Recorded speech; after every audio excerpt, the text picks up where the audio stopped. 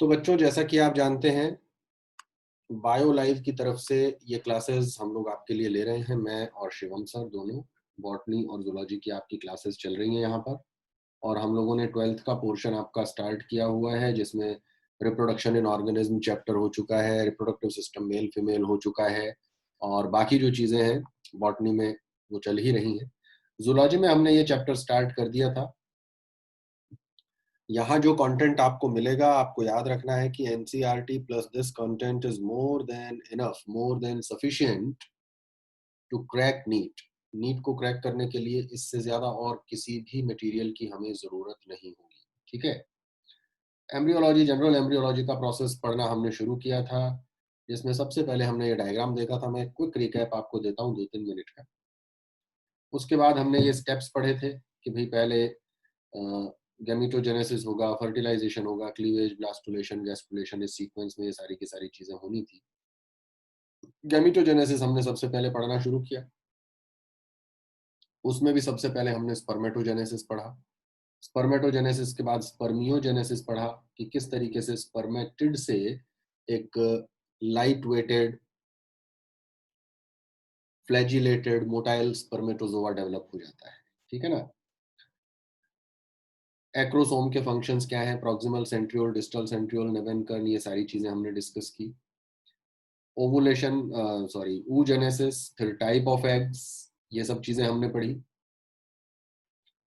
उसके बाद में हम फर्टिलाइजेशन के प्रोसेस पे आए। ठीक है, जो हमारी लास्ट क्लास थी 26 को, उसमें हमने फर्टिलाइजेशन पढ़ना शुरू किया था। और फर्टिलाइजेशन में हमने ये स्टेप सारे पढ़ लिए थे। देखो, इंसेमाइनेशन एंड क्लॉटिंग ऑफ सीमन हम डिस्कस कर चुके।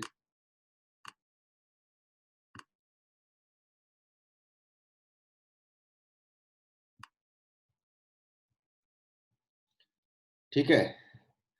कैपेसिटेशन ऑफ स्पर्मेटोजोआ, ये भी चीज हम डिस्कस कर चुके हैं। अप्रोक्सीमेशन, फर्टिलाइजन, एंटी फर्टिलाइजन और एक्रोसोम रिएक्शन, यहां तक हम आ गए थे। अब एक्रोसोम रिएक्शन के बाद और क्या क्या चीजें होती हैं, किस सीक्वेंस में होती हैं, ये हमें डिस्कस करना है। इंसेमाइनेशन, क्लॉटिंग ऑफ सीमन में कोई कंफ्यूजन किसी को है ही नहीं, जहां तक मैं समझता हूँ। सीमन यहाँ पर आएगा, डिपॉजिट होगा और कुछ देर के लिए क्लॉट हो जाएगा। क्लॉट इस वजह से हो जाएगा जिससे स्पर्मेटोजोआ की मैक्सिमम एनर्जी को हम कंजर्व कर सकें, दैट इज द पर्पस। फिर उसके बाद में कैपेसिटेशन होगा। कैपेसिटेशन के प्रोसेस में स्पर्म के हेड पर ये जो ग्लाइकोप्रोटीनेशियस सब्सटेंसेस चिपके हुए हैं, ये सब्सटेंसेस यहाँ से हटेंगे और फीमेल रिप्रोडक्टिव ट्रैक्ट के सीक्रेशन इन सब्सटेंसेस को हटाने में मदद करेंगे। ये प्रोसेस कहलाएगा capacitation. Means sperm achieves the ability to fertilise the egg. उसके बाद तीसरे नंबर पर आया अप्रोक्सीमेशन ऑफ गैमीट्स। इसमें आपको सीधे सीधे ये याद रखना है कि ये फीमेल और ये मेल गैमीट स्पर्म और ये फीमेल गैमीट एग, ये दोनों साइट ऑफ फर्टिलाइजेशन की तरफ मूव करते हैं, that is known as approximation. फिर आपका फर्टिलाइजिंग एंटी फर्टिलाइजिंग रिएक्शन हुआ, जो कि स्पीसीज स्पेसिफिक होता है, और एक स्पीसीज का फर्टिलाइजिंग उसी स्पीसीज के एंटी फर्टिलाइजिंग से मैच करता है और फिर आगे फर्टिलाइजेशन प्रोसीड करता है। दो अलग अलग स्पीसीज, जैसे ये ह्यूमन स्पर्म है, इसका फर्टिलाइजिंग अगर रैबिट के एंटी फर्टिलाइजिंग से मैच कराएंगे हम, तो ये मैच नहीं कर पाएगा, कंपेटिबिलिटी जनरेट नहीं होगी। और चूंकि कंपेटिबिलिटी जनरेट नहीं होगी, इस वजह से ये रिएक्शन प्रोसीड नहीं करेगा। तो अलग अलग स्पीसीज के स्पर्म और एग को अगर हम आर्टिफिशियल मीडियम में भी मिक्स कर दें, then also it is not going to have. ठीक है। ये एग्लूटिनेशन का प्रोसेस था, जिसमें स्पर्म आकर के इसकी बाहर वाली सरफेस पर चिपक गए। अब हम इसके बाद आए एक्रोसोम रिएक्शन पर। ये एक्रोसोम रिएक्शन था।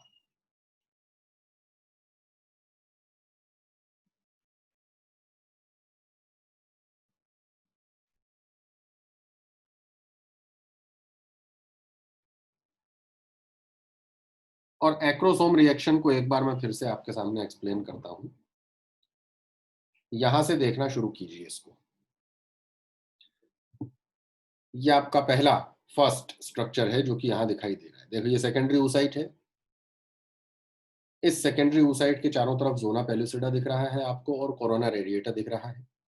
कोरोना रेडिएटा के सेल्स के बीच बीच में ये जो ब्राउन कलर का सीमेंटिंग सब्सटेंस है, जिसमें कि इन सेल्स को आपस में कनेक्ट कर रखा है, ये कहलाता है hyaluronic acid. This cementing substance is nothing but hyaluronic acid. Late me write it down.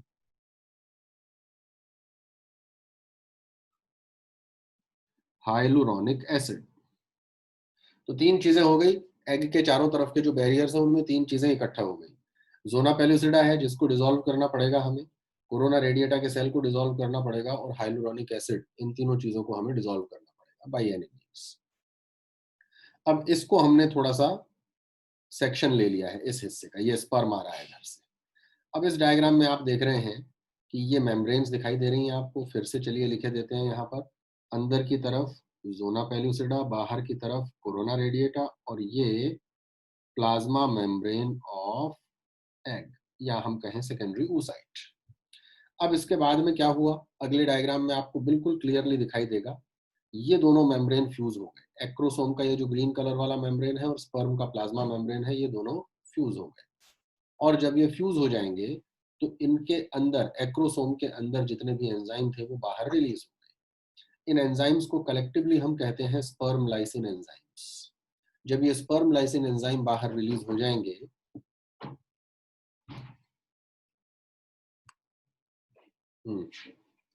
जब ये स्पर्म लाइसिन एंजाइम बाहर रिलीज हो जाएंगे तो इसमें तीन तरह के एंजाइम आएंगे। पहला हाइलोरानिडेज, जो कि इस सीमेंटिंग सब्सटेंस को खत्म करेगा। दूसरा कोरोना पेनिट्रेटिंग एंजाइम, जो कि कोरोना रेडिएटा के सेल्स को डिसइंटीग्रेट करेगा। और तीसरा जोना पेलुसिडा।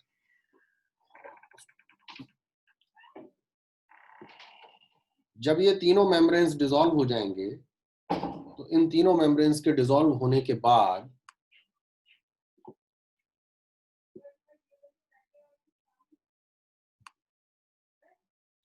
इन तीनों मेम्ब्रेन्स के डिसॉल्व होने के बाद ये देखिए, ये प्लाज्मा मेम्ब्रेन एक्सपोज हो गया,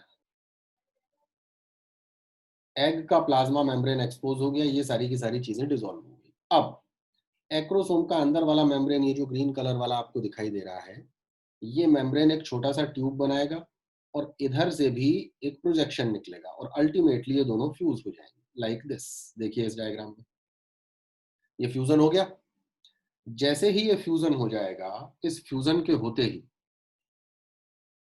दो काम होंगे। बच्चों यहां तक चीजें समझ में आई कि नहीं आपको, पहले तो ये बताइए मेरे को। ये जो 5 डायग्राम यहाँ बने हुए हैं, ये सीक्वेंस में सारे के सारे आपको क्लियर हुए कि नहीं? सभी बच्चे रिप्लाई करेंगे एक बार, यहां तक की सारी चीजें क्लियर होनी चाहिए सबको। Very good. अब आगे देखो, जैसे ही ये फ्यूजन हुआ, ध्यान देखना, ये क्या था बच्चों, अभी सेकेंडरी oocyte, अभी ये एग नहीं बना है। आ रही है कि नहीं बात समझ में? अभी oogenesis का आखिरी स्टेप कंप्लीट होना बाकी है। तो आखिरी स्टेप कैसे कंप्लीट होगा oogenesis का, देखो। तो जैसे ही ये फ्यूजन हुआ, as soon as this fusion took place, let me write it down here.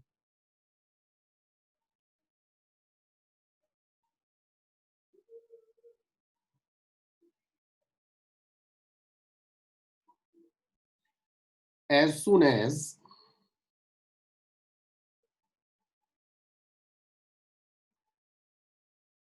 this fusion takes place,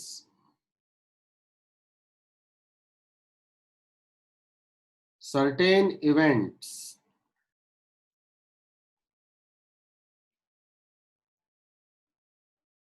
are observed।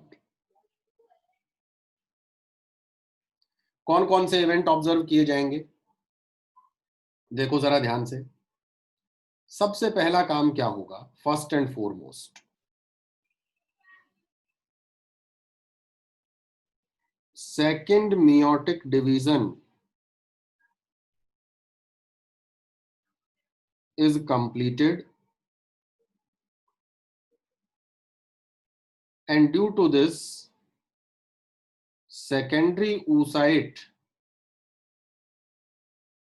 converts into egg, or we can say ovum, and one more polar body is released।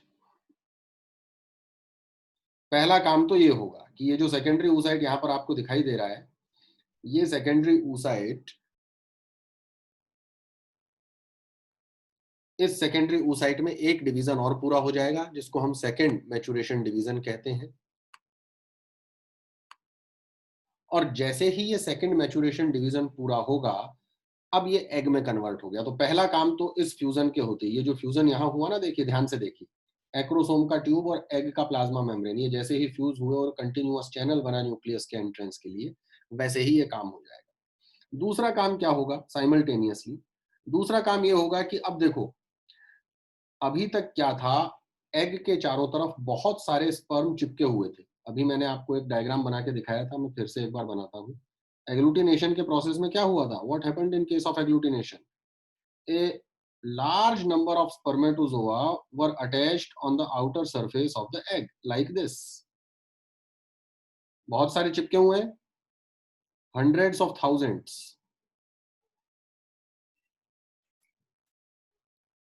अब इनमें से जो भी ये sperm चिपके हैं, किसी ने डाउट पूछा था इस के स्टार्ट में, तो जरा एक बार ध्यान से देखें जिससे समझ में आए। इसके बाद, इस एक्टिविटी के बाद, एग्लूटिनेशन के बाद, जिस भी स्पर्मेटोजोआ के साथ पहली बार ये इवेंट होगा, सारे स्पर्म कोशिश करेंगे एग मेम्ब्रेन को डिसॉल्व करने की, करेंगे भी, लेकिन कोई एक स्पर्म होगा जिसमें ये वाला चैनल डेवलप होगा, यानी जिसका एक्रोसोम का मेम्ब्रेन एग के प्लाज्मा मेम्ब्रेन से प्रॉपरली फ्यूज हो जाएगा, वो कोई एक ही होगा। और जैसे ही ये बन गया चैनल, एक काम तो क्या हुआ, डिवीजन हो गया, और दूसरा काम इमीडिएटली क्या होगा, block to polyspermy.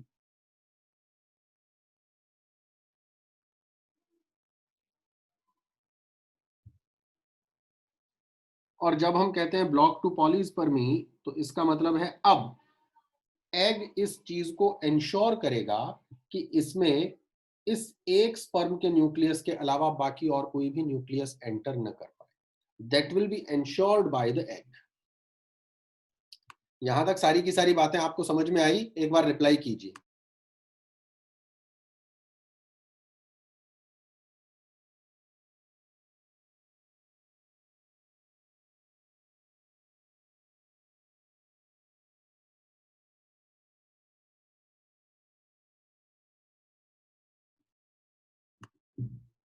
Very good.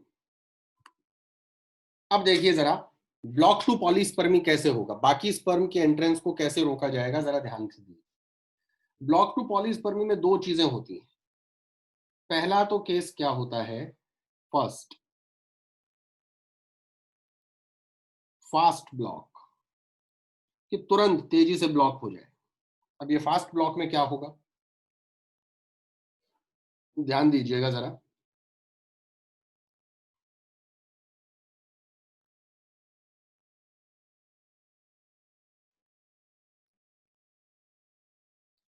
ये एग था, और ये इस एग से एक ट्यूब डेवलप हुआ था, जो कि न्यूक्लियस की तरफ से जो ट्यूब आ रहा था उससे फ्यूज हो गया था। ये न्यूक्लियस की तरफ से ट्यूब आ रहा था,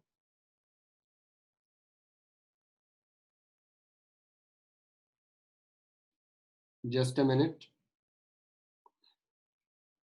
और ये इससे जाकर के फ्यूज हो गया था। ये कंटिन्यूअस चैनल बन गया था। यहां ऊपर की तरफ न्यूक्लियस है,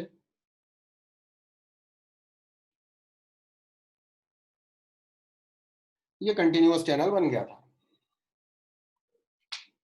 जैसा कि मैंने ऊपर आपको बताया।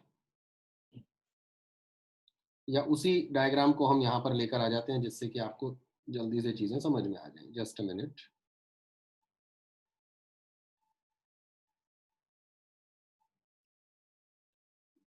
देखिए फास्ट ब्लॉक का मीनिंग क्या है समझिए। जैसे ही ये चैनल बना, as soon as this channel is produced और formed, as soon as fusion occurs, plasma membrane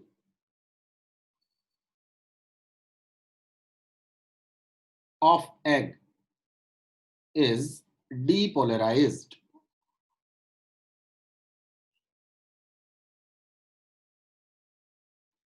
ये प्लाज्मा मेम्ब्रेन जो आपको दिखाई दे रहा है, ये डीपोलराइज हो जाएगा, ये वाला मेम्ब्रेन। डीपोलराइज होने का मतलब है बाहर से पॉजिटिव आयंस इसमें अंदर आ जाएंगे, सोडियम बाहर से अंदर मूव करने लग जाएंगे। जब सोडियम बाहर से अंदर मूव करने लग जाएंगे तो अंदर की तरफ चार्ज हो जाएगा पॉजिटिव। ये आपने डीपोलराइजेशन का मीनिंग तो समझ ही रखा होगा, पहले भी पढ़ रखा है। जब चार्जेस चेंज हो जाएं, जैसे नर्व इंपल्स कंडक्शन में होता है ना डीपोलराइजेशन, वैसे ही अब जैसे ही ये डीपोलराइजेशन हुआ, as soon as the depolarisation takes place, depolarisation के बाद अब कोई भी दूसरा स्पर्म एग में एंटर नहीं कर सकता।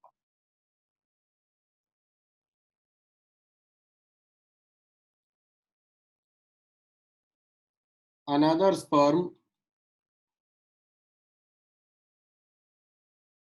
Can't enter in depolarised egg. ठीक है जी। अब इसके बाद दूसरा काम क्या हुआ? दूसरा काम हुआ आपका स्लो ब्लॉक। ये तो फास्ट ब्लॉक हुआ, पॉलीस्पर्मी को रोकने के लिए दो इवेंट होते हैं। स्लो ब्लॉक जो है पॉलीस्पर्मी का, उसको हम एक नाम और है उसका, दैट इज कॉर्टिकल रिएक्शन। अब कॉर्टिकल रिएक्शन में क्या होता है देखना जरा ध्यान से। एक्चुअली हमारा जो एग है, ये एग है, इस एग के ठीक नीचे, एग के बाहर की तरफ क्या है ये तो आप जानते ही हैं।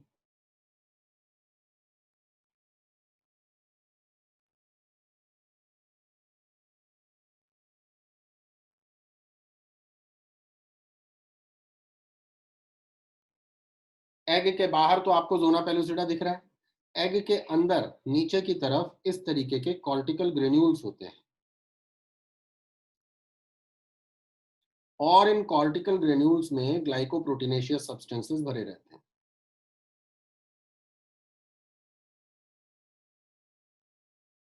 कॉर्टिकल रिएक्शन का मतलब समझिएगा। देखिए बाहर आपको दिखाई दे रहा है जोना पेल्यूसिडा, ये दिखाई दे रहा है प्लाज्मा मेम्ब्रेन, और इसके नीचे ये दिखाई दे रहे हैं कॉर्टिकल ग्रेन्यूल्स। अब मैं क्या करता हूं, केवल इतने से हिस्से को थोड़ा सा एनलार्ज करते हैं, जिससे कॉर्टिकल रिएक्शन में होता क्या है ये आपको समझ में आए। ये प्लाज्मा मेम्ब्रेन है एग का, this is the plasma membrane of egg. ये इसके ऊपर है जोना पेल्यूसिडा, और ये इसके नीचे हैं cortical granules. These are the cortical granules with all these substances. अब क्या होगा देखिए,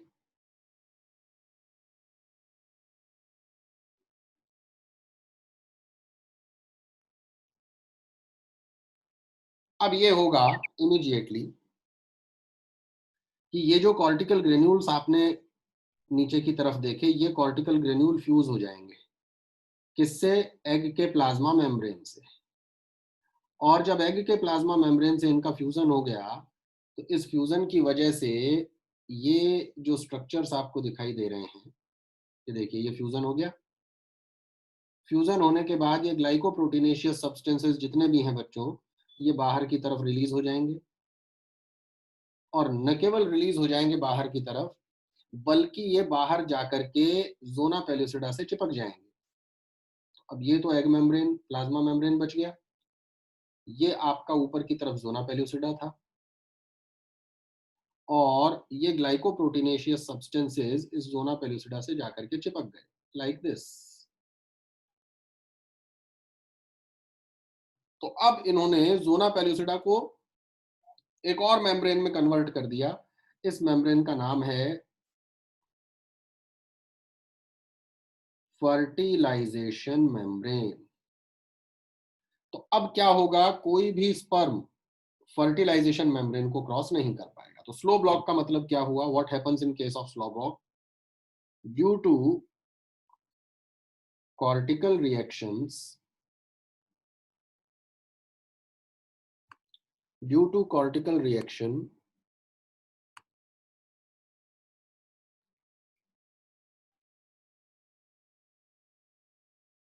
fertilization membrane is formed which block the entry of any other spermatozoa.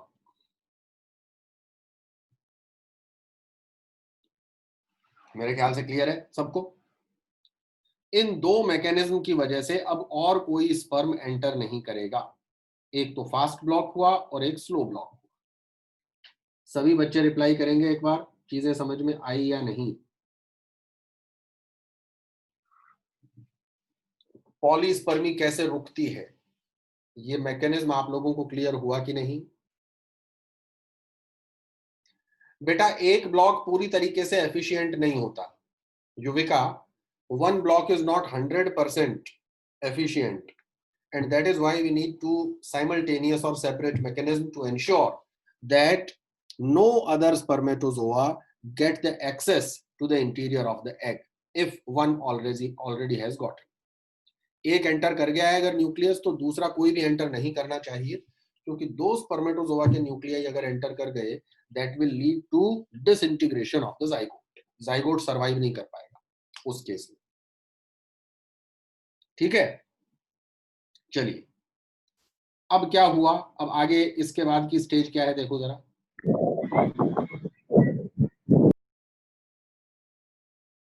इसके बाद की स्टेज अब ये है, पॉलीस्पर्मी खत्म हो गई। अब आखिरी पॉइंट पर हम आते हैं, दैट इज सिमगैमी।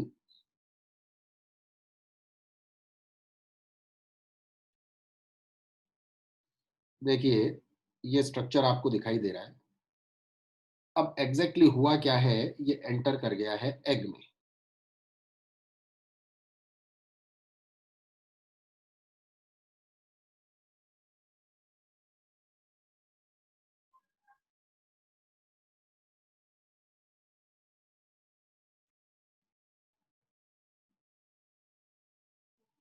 देखो ध्यान से, ये न्यूक्लियस स्पर्म का एंटर कर रहा है, इनफैक्ट एंटर कर चुका है। ये स्पर्म का न्यूक्लियस है और ये एग का न्यूक्लियस है। ये दोनों न्यूक्लियस अब अंदर आ गए, ये न्यूक्लियस अंदर एंट्रेंस ले चुका है। This nucleus has gotten entrance inside the egg. अब ये न्यूक्लियस आ गया, न्यूक्लियस के साथ में ये भी आएगा। देखो यहाँ जो दिखाई दे रहा है ना आपको प्रॉक्सिमल सेंट्रियोल, ये वाला, ये भी एंटर करेगा। तो साथ साथ में ये प्रॉक्सिमल सेंट्रियोल भी आ गया है। तो यूजुअली स्पर्म की तरफ से दो ही चीजें एग में एंटर करती हैं। अब इसको तो हम कहेंगे मेल प्रोन्यूक्लियस, इसको हम कहेंगे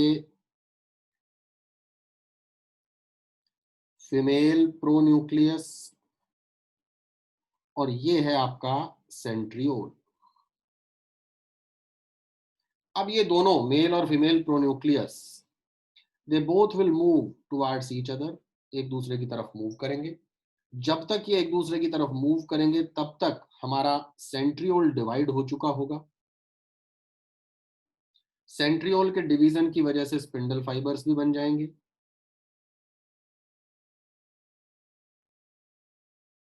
स्पिंडल फाइबर बन जाएंगे तो मेटाफेजिक प्लेट बन जाएगा,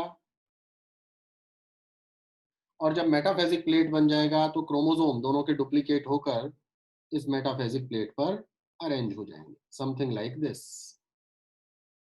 आ रही है बात समझ में?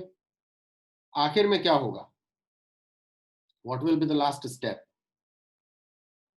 लास्ट स्टेप ये होगा कि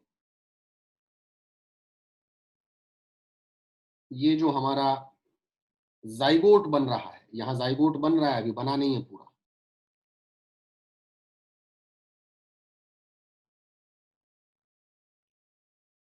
ये जो जाइगोट है,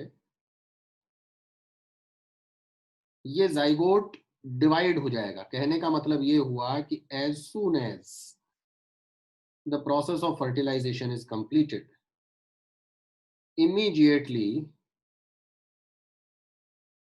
first cleavage division also is completed and this two cell stage zygote is formed.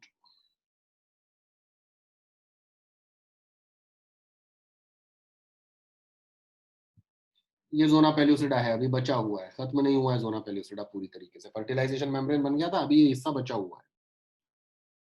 तो हम आखिर में यहां आ गए इस पॉइंट पर। इस पूरे इवेंट को हमने क्या कहा? सिनगैमी। सिनगैमी का मतलब है fusion of male and female pronucleus.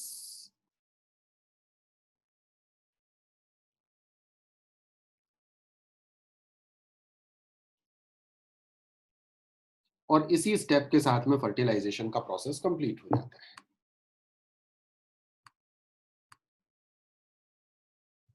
समझ में आ रही है बात बच्चों? सविता बेटा, एग में सेंट्रियोल नहीं होता, वो स्पर्म से आएगा। It will be contributed bye sperm. ठीक है सविता?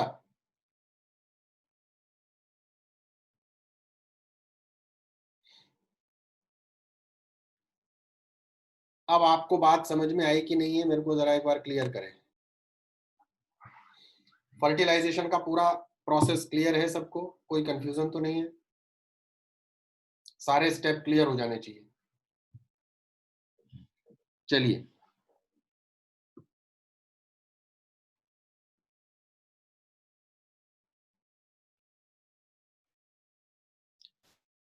चलिए अब हम आते हैं अगले स्टेप में। गैमिटोजेनेसिस हो गया, फर्टिलाइजेशन हो गया। अब हमारा अगला स्टेप आता है, थर्ड स्टेप।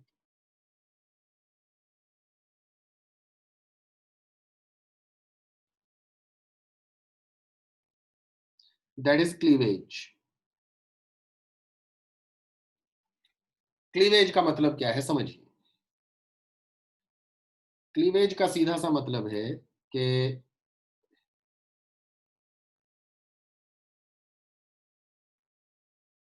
ये मान लो कि जाइगोट था,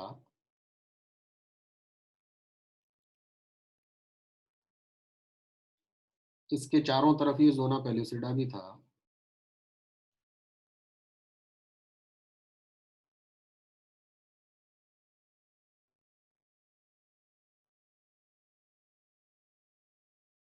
ठीक है?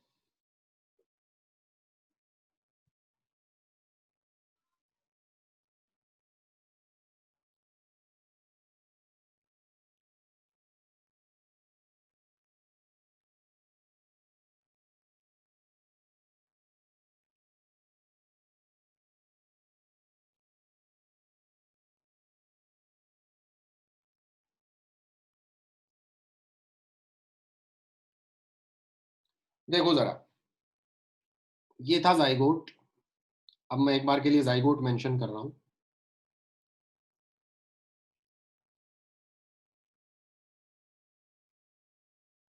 इसमें पहला क्लीवेज डिवीजन हुआ, जैसा कि अभी मैंने पिछली बार मेंशन किया था पिछले स्लाइड पे। फर्स्ट क्लीवेज डिवीजन होगा तो क्या होगा, आप अच्छी तरह से जानते हैं। ये हमारा एम्ब्रियो फॉर्म हो जाएगा और ये दो सेल बन गए।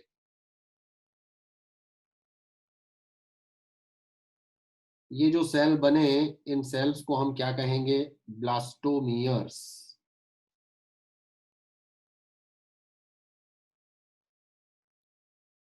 ये क्लीवेज का डिवीजन हुआ है। फिर डिवीजन होगा क्लीवेज का। तो अभी ये जो हमारा एम्ब्रियो टू सेल स्टेज में आपको दिखाई दे रहा है, अब ये टू सेल की जगह फोर सेल स्टेज में दिखाई देने लगेगा। देखिए,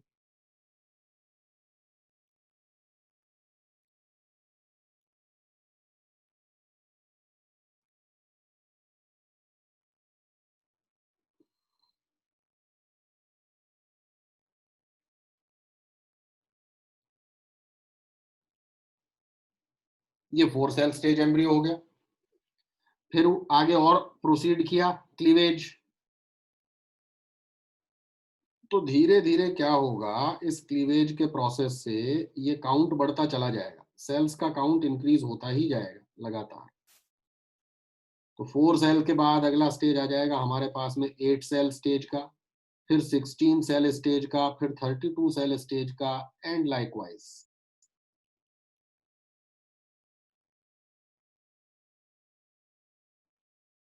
ये एट सेल स्टेज बन गया, एंड लाइक दिस एम्ब्रियो में डिवीजन का प्रोसेस स्टार्ट हो चुका है।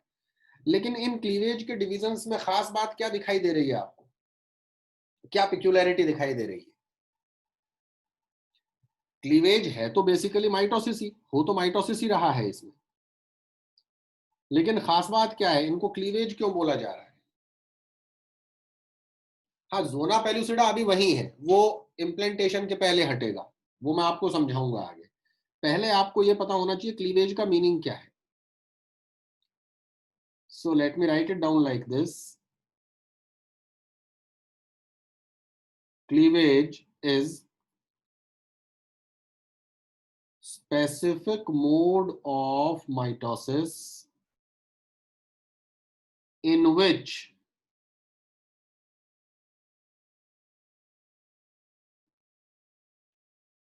number of cells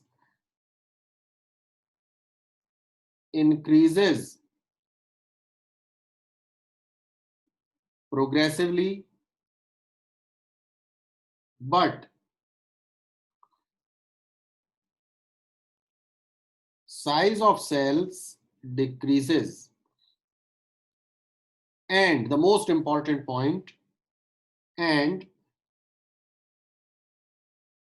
the overall size of embryo remains almost constant. आप ध्यान से देखेंगे तो एम्ब्रियो के साइज में कोई चेंज नहीं आया। देखो एम्ब्रियो जाइगोट यहाँ पर इतना बड़ा था, अभी भी एम्ब्रियो इतना ही बड़ा है, एम्ब्रियो का साइज सेम है। एम्ब्रियो में काउंट बढ़ता जा रहा है, सेल का काउंट इंक्रीज होता जा रहा है, but the overall size of the embryo remains more or less same, there is no change. कोई मुझे बता सकता है इसका सिग्निफिकेंस क्या है, क्यों ऐसा होता है, क्या पर्पज है? भाई ऐसा तो है नहीं एम्ब्रियो को इतना सही रहना है, अल्टीमेटली तो एम्ब्रियो का साइज बढ़ेगा ना, इंक्रीज होगा, फीटस का साइज बढ़ेगा, आप जानते ही हैं। यूटरस में इम्प्लांटेशन के बाद साइज कंटिन्यूअसली बढ़ता ही जाएगा। तो जब साइज फाइनली जाके बढ़ना ही है, तो अभी इस साइज को रिड्यूस रखने का या कांस्टेंट बनाए रखने का क्या मीनिंग है?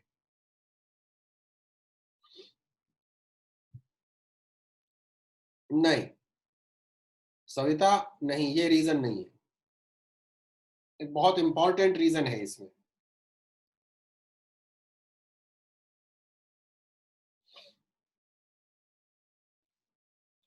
एक दो चीजें मैं और मेंशन करता हूं, फिर उस पर आएंगे।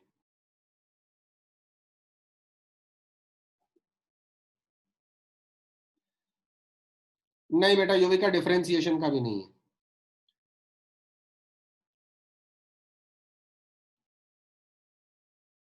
Cleavage divisions are rapid divisions. अभी मैं एक्सप्लेन करूंगा उसको भी, पहले कुछ और चीजें लिख रहा हूं।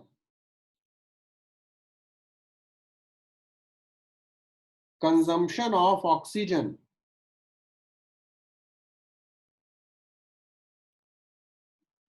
significantly increases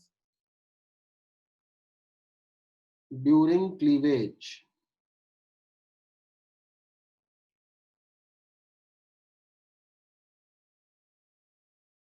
Cells formed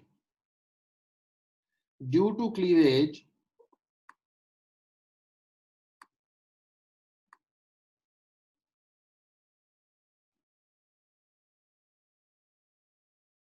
are known as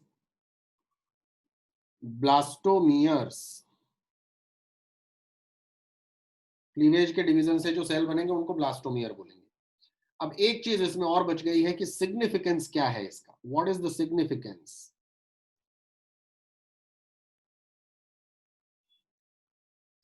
जो कि बहुत इंपॉर्टेंट है कि भाई आखिर क्या जरूरत है इस तरीके के डिविजन्स की, इससे फायदा क्या होने वाला है। तो सिग्निफिकेंस आपके लिए ये एक छोटा सा असाइनमेंट है। जानवी आपने रिप्लाई ठीक किया है बेटा, एक ही रिप्लाई मेरे पास सही आया है, वो है जानवी आचार्य का, गुड। लेकिन इसकी जरूरत क्यों होगी, ये रेशियो जो आपने बताया इसको मेंटेन करने की जरूरत क्यों होगी, इस पर हम डिस्कस करेंगे अब हमारे अगले लेक्चर में, जब हम क्लीवेज, ब्लास्टुलेशन और गैस्ट्रुलेशन ये तीनों इवेंट्स एक साथ कंप्लीट करेंगे। अगले लेक्चर में। आज जो चीज़ें हमने पढ़ी हैं, मेरे ख्याल से आपको अच्छे से समझ में आ गई होंगी। कोई भी डाउट इससे रिलेटेड हो, तो नेक्स्ट लेक्चर जब हमारा स्टार्ट होगा, उसमें शुरू में आपको वो डाउट्स लेकर के आने हैं, वो मैं एक्सप्लेन करूँगा। आज के लिए इतना ही, अब हम मिलते हैं नेक्स्ट लेक्चर में, जब क्लीवेज, ब्लास्टुलेशन और गैस्ट्रुलेशन, ये तीनों चीज़ें डिस्कस करेंगे। मेंस्ट्रुअल साइकिल भी आएगा बेटा, आरोही मेंस्ट्रुअल साइकिल भी आएगा। वो फीमेल रिप्रोडक्टिव सिस्टम का ही पार्ट है, तो अलग से नहीं आएगा, है ना? वो भी पूछा जाएगा। ओके बेटा, thanks to all of you.